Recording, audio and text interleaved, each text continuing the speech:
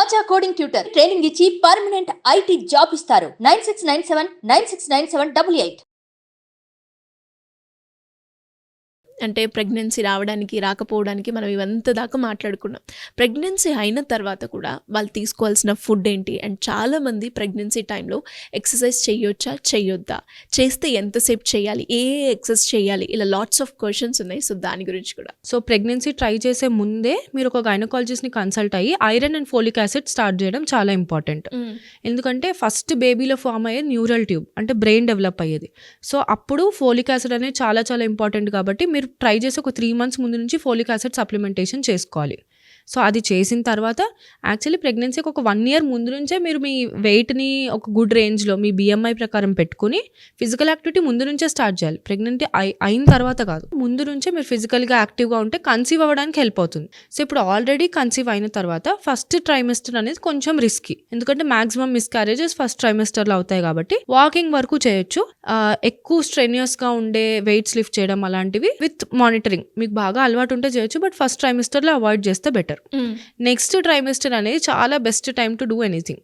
అంటే ఆ సెకండ్ ట్రైమెస్టర్లో అంటే 3 నుంచి 6 నెలలు కామన్ లాంగ్వేజ్లో, అప్పుడు మీరు మంచి ఫిజికల్ యాక్టివిటీ చేయొచ్చు. ఓకే, అంటే ఇంట్లో అయినా కూడా చేసుకోవచ్చు, లేదా మీరు ఎవరైనా హెల్ప్ తీసుకునైనా చేయొచ్చు. ఇలా చేస్తే ఏమవుతుంది అని అంటే ఈ ప్రెగ్నెన్సీలో వచ్చే నడుము నొప్పిని చాలా వరకు తగ్గించవచ్చు.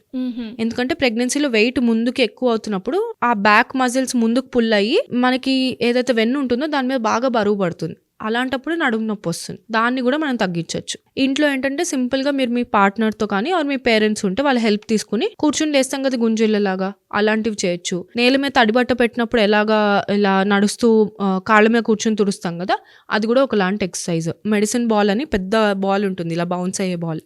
సో దాని మీద కూర్చుని హిప్ రొటేషన్స్ లాంటివి చేసుకోవచ్చు. సింపుల్గా క్యాట్ అండ్ కౌ పోజ్ అని ఉంటుంది. సో అలాంటి బ్యాక్ స్ట్రెంథనింగ్ వర్కౌట్స్ చేయొచ్చు, లేదా ఒక ప్రొఫెషనల్ హెల్ప్ తీసుకునైనా చేయొచ్చు.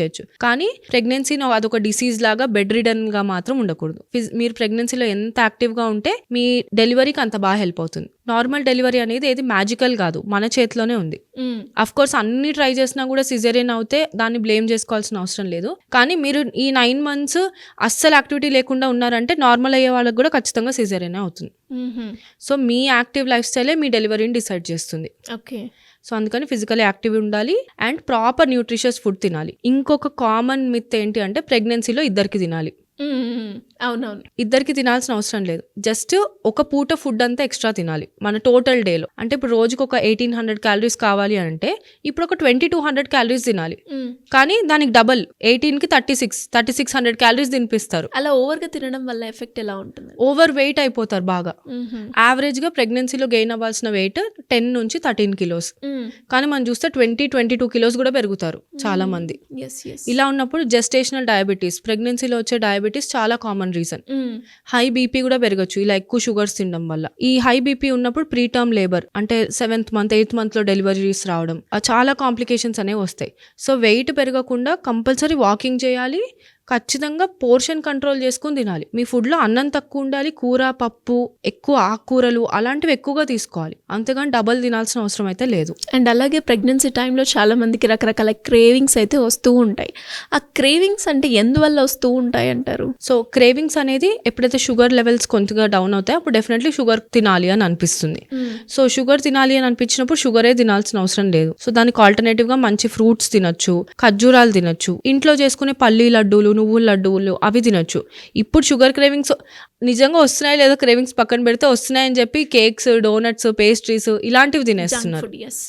అది నార్మల్ పీపుల్కి అంత డేంజరస్ అయినప్పుడు ప్రెగ్నెన్సీలో ఇంకెంత రిస్క్. చాలా. దీనివల్ల బేబీ వెయిట్ కూడా ఓవర్ వెయిట్ అవుతున్నారు. సో ఈ ఓవర్ వెయిట్ అయిన babies more prone to get PCOD. ఒకవేళ మీకు అమ్మాయి కనుక పుడుతుంది అంటే మీరు ప్రెగ్నెన్సీలో ఎక్కువ తినడం వల్ల పాప ఓవర్ వెయిట్ పుట్టి తను PCOD వస్తుంది. సో ప్రెగ్నెన్సీ చాలా చాలా కేర్ఫుల్గా ఉండాలి. అండ్ ప్రెగ్నెన్సీ చేసేటప్పుడు నార్మల్ డెలివరీ కావచ్చు, C-section తర్వాత ఎక్కువగా మిత్ ఉంది అంటే నాకు C-section అయింది, దాని తర్వాతనే నాకు ఎక్కువగా బ్యాక్ పెయిన్ అనేది స్టార్ట్ అయింది అని చెప్తూ ఉంటారు. నిజంగానే అంటే మనకి C-section తర్వాత బ్యాక్ పెయిన్ అనేది ఎక్కువగా వస్తుందంటారా? లేదు అంటే ఇన్ బిల్ట్ మనకి జనరల్ యాక్టివిటీస్ మీరు ఎప్పుడైతే చెప్తూ ఉన్నారో ప్రతిదీ కూడా ఇనిషియల్గా అయితే రాదు, దాని ఎఫెక్ట్ మనకి ఫస్ట్ నుంచే ఉంటుంది అన్నారు కాబట్టి దాన్ని ఇలా చూడొచ్చు అంటారా? సో మెయిన్ ప్రెగ్నెన్సీలో బ్యాక్ పెయిన్ అనేది అసలు లేకుండా అయితే ఏ మదరు ఉండరు. ప్రెగ్నెన్సీలో బ్యాక్ పెయిన్ అనేది నేను ఇందాక చెప్పినట్టు వెయిట్ ముందుకి లాగడం వల్ల వస్తుంది. సో ఎప్పుడైతే గుడ్ బ్యాక్ సపోర్ట్ ఇచ్చి మనం బ్యాక్ మజిల్స్ని స్ట్రెంగ్తెన్ చేసుకుని ఎక్సర్సైజెస్ చేస్తామో చాలా వరకు బ్యాక్ పెయిన్ తగ్గించవచ్చు. ఇలా ముందు ఎక్సర్సైజ్ చేయడం వల్ల పోస్ట్ ప్రెగ్నెన్సీ వచ్చే బ్యాక్ పెయిన్ కూడా తగ్గుతుంది. అంతేగాని ఇంజెక్షన్ ఇస్తే బ్యాక్ పెయిన్ అనేది రాదు ప్రెగ్నెన్సీలో. ఆర్ డెలివరీ టైంలో ఎపిడ్యూరల్కి కానీ సి సెక్షన్కి ఇచ్చే అనస్థీషియా వల్ల కానీ వీటి వల్ల బ్యాక్ పెయిన్ రావడం అనేది మాత్రం జరగదు. ఇది అనవసరంగా డాక్టర్స్ తీసుకునే బ్లేమ్. సో డాక్టర్స్ని బ్లేమ్ చేయాల్సిన అవసరం లేదు. ఇది మీ ఫిజికల్ ఇన్యాక్టివిటీ వల్ల వచ్చిన పెయిన్, డాక్టర్లు ఇచ్చే ఇంజెక్షన్ వల్ల వచ్చే పెయిన్ కాదు. And especially stretch marks, pregnancy తర్వాత స్ట్రెచ్ మార్క్స్ ఏవైతే ఉంటాయో అప్పుడు కనుక మనం ఎక్కువగా ఇచ్చింగ్ అలా వచ్చినప్పుడు మనం చేస్తే అవి కంటిన్యూ అయితే లైఫ్ టైం వరకు అని చెప్తూ ఉంటారు.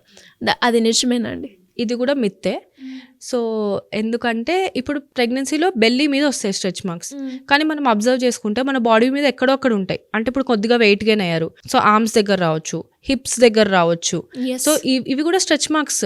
ఎలా అయితే మన ఏదైతే పార్ట్ స్ట్రెచ్ అవుతుందో అక్కడ మార్క్స్ అనేవి ఫామ్ అవుతాయి. ఎందుకంటే స్కిన్ స్ట్రెచ్ అవుతుంది కాబట్టి అక్కడ ఆ మార్క్స్ అనేవి పడతాయి. సో అలా ఉన్నదాన్ని మనం ప్రివెంట్ చేయలేము, ఆపలేము, అలాంటివి వచ్చిన దాన్ని కూడా తగ్గించలేము. అంతేగాని అది స్క్రాచ్ చేస్తే వచ్చే మార్క్స్ కాదు.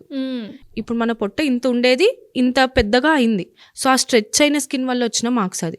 ఆ స్ట్రెచ్చింగ్ని మనం ఆపలేము, సో స్ట్రెచ్ మార్క్స్ని కూడా ఆపలేము. కొంతమంది ఉంటారు గిఫ్టెడ్, వాళ్ళు ప్రెగ్నెన్సీ అయిన తర్వాత కూడా వాళ్ళకి స్ట్రెచ్ మార్క్స్ ఉండవు. అలా కూడా ఉంటుందంటారు? ఉంటారు. అంటే ఏ కండిషన్లో?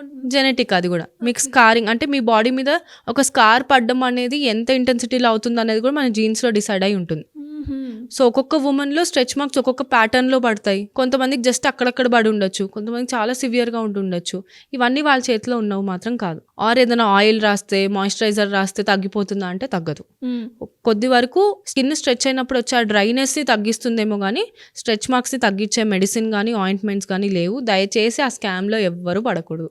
ఓకే. అంటే మీరు చెప్పేదాకా అంటే అసలు ప్రెగ్నెన్సీ ఉంటే ఇచ్చింగ్ చేస్తే కంటిన్యూస్గా లైఫ్ టైం వరకు అది ఉంటుంది అన్నది తెలిసే, కానీ అంటే కొందరికి అది రాదు అన్నది కూడా చాలా తక్కువ మందికే తెలుసు అనమాట. అండ్ ఈ ప్రెగ్నెన్సీలో ఎస్పెషలీ మనం చూస్తే తీసుకోవాల్సిన ఫుడ్ ఏంటి అంటే జాగ్రత్తలు, ఎక్సర్సైజ్, ఫిజికల్ యాక్టివిటీ మ్యాండేటరీ అని చెప్పారు. అండ్ ఫుడ్ కూడా ఎక్కువగా తీసుకోవద్దు అని అన్నారు. అంటే బేబీకి కావచ్చు, తనకి కావచ్చు, ఎలాంటి ఫుడ్ తీసుకుంటే బాగుంటుంది అంటారు? సో ప్రెగ్నెన్సీలో అందరు మిస్ అయ్యే మేజర్ పాయింట్ ఏంటంటే ప్రోటీనే మనకి మజిల్ కానీ బోన్ కానీ ఏది బిల్డ్ అవ్వాలన్నా కూడా బాడీలో ప్రోటీన్ చాలా ఇంపార్టెంట్. చిన్న సెల్ ఫామ్ అవ్వాలన్నా కూడా ప్రోటీన్ కావాలి. సో ఇలాంటి ప్రోటీన్ని తగ్గించేసి ఫ్యాట్ ఎక్కువగా ఉండే నెయ్యి, పంచదార, బెల్లం మంచిదని ఇవన్నీ ఎక్కువ పెట్టేస్తారు. సో ప్రోటీన్ ఎక్కువగా ఉండే ఎగ్స్ కానీ, ఒకవేళ నాన్ వెజిటేరియన్స్ అయితే ఎగ్స్, చికెన్, ఫిష్ ఇలాంటివి పెట్టచ్చు. రెడ్ మీట్ కొద్దిగా తక్కువ తీసుకుంటేనే మంచిది. సో ఇలాంటివి బాగా ఇప్పించాలి, అవి నెగ్లెక్ట్ చేస్తారు. సో ఫ్రూట్స్ చాలా చాలా ఇంపార్టెంట్, ఎందుకంటే వాటిలో ఉండే విటమిన్స్ అండ్ న్యూట్రియంట్స్ అన్నీ కూడా బేబీకి చాలా ఇంపార్టెంట్. సో మీ మీల్ ఎలా ఉండాలంటే బ్యాలెన్స్డ్గా ఉండాలి. ఇప్పుడు మీరు ఒక ఎగ్జాంపుల్గా చెప్తాను, ఇప్పుడు బ్రేక్ఫాస్ట్ తీసుకున్నారు, 5-6 ఇడ్లీలు పెట్టేశారు, అందులో ఉన్న జస్ట్ కార్బోహైడ్రేట్స్, దానివల్ల వెయిట్ గెయిన్ తప్ప ఏం లేదు. అదే ఒక 2 ఇడ్లీలు, సరే 3 ఇడ్లీలు పెట్టి 1 to 2 బాయిల్డ్ ఎగ్స్ ఇచ్చారు, దాంతోపాటు మంచి వెజిటేబుల్స్ యాడ్ చేసిన ఒక సాంబార్ ఇచ్చారు, ఇది ఒక కంప్లీట్ మీల్. ఇలా ఉండాలి ఒక ప్రెగ్నెంట్ ఉమెన్ మీల్. ఇది అయిపోయింది, ఇది ఒక 8-8:30కి బ్రేక్ఫాస్ట్ తిన్నారు అని అంటే ఒక 10 o'clock అరౌండ్ ఏదైనా సీజనల్ ఫ్రూట్, ఇప్పుడు సీజన్లో బాగా వచ్చే జామకాయలు, ఆరెంజెస్, ఇలాంటి పపాయ కూడా తినొచ్చు. రైప్ పపాయ ప్రెగ్నెన్సీలో కూడా సేఫే. అంటే చెప్తూ ఉంటారు పపాయ తింటే ప్రెగ్నెన్సీ పోతుంది. రైప్ పండిపోయిన పపాయ వల్ల ఎలాంటి ప్రాబ్లం ఉండదు. మీకు అంత రిస్క్గా అనిపిస్తే సెకండ్ ట్రైమిస్టర్లో తీసుకోండి, ఫస్ట్ ట్రైమిస్టర్లో అవాయిడ్ చేయండి. సో ఫస్ట్ 3 months తీసుకుంటే ఏం కాదు. డాక్టర్స్ కూడా చెప్తారు పపాయాలో vitamin A, C, good amount of మనకి అన్ని కావాల్సిన విటమిన్స్ అన్నీ ఉంటాయి పపాయాలో. సో అది చాలా ఇంపార్టెంట్. సో పపాయ కూడా తీసుకోవచ్చు. దాంతోపాటు ఎనీ సీజనల్ ఫ్రూట్. సో ఇది 10 o'clock, మళ్ళీ 12:31కి చక్కగా ఒక బిగ్ బౌల్ ఆఫ్ రైస్ ఉండాలి, దాంతోపాటు ఒక ఆకుకూర కంపల్సరీ, ఒకటి ఏదైనా నార్మల్ వెజిటేబుల్, పప్పు కానీ లేకపోతే ఏదైనా మీట్ కానీ ప్రోటీన్ కోసం, ఒక కప్ పెరుగు, ఇలా మీల్ ఉండాలి. ఇంత అన్నం తినేసి ఇంత కొంచెం కూర తింటే వేస్ట్. మీకు ఏం న్యూట్రిషన్ ఉండదు, మీ బేబీకి ఎలాంటి న్యూట్రిషన్ ఉండదు. సో మీల్ అనేది బ్యాలెన్స్డ్గా ఉండాలి. 4-4:30 ఆ టైంకి మళ్ళీ నట్స్, సీడ్స్ అలాంటిది ఏదైనా తినొచ్చు. సో నట్స్ అండ్ సీడ్స్లో గుడ్ ఫ్యాట్స్ ఉంటాయి, అది కూడా హెల్ప్ చేస్తుంది. డిన్నర్లో కూడా అంతే, ఎక్కువ వెజిటేబుల్స్ వేసుకున్న ఉప్మా లాంటివి, దాంతోపాటు మళ్ళీ ఒక గ్లాస్ ఆఫ్ మజ్జిగ కానీ లేకపోతే ఒక గ్లాస్ ఆఫ్ పాలు కానీ ఇలాంటివి తాగితే అది కూడా ఒక బ్యాలెన్స్డ్ మీల్. పనీర్ తినొచ్చు, తోఫు తినొచ్చు ప్రోటీన్ కోసం, లేదా శనగలు, బొబ్బర్లు, రాజ్మా, చోలే ఇలాంటివి చాలా ఉన్నాయి. ఏదైనా మన మీల్లో కార్బోహైడ్రేట్, ప్రోటీన్స్, ఫ్యాట్స్ అన్నీ కలిపి ఉండాలి. సో ఇది ఒక ప్రెగ్నెంట్ ఉమెన్ మీల్.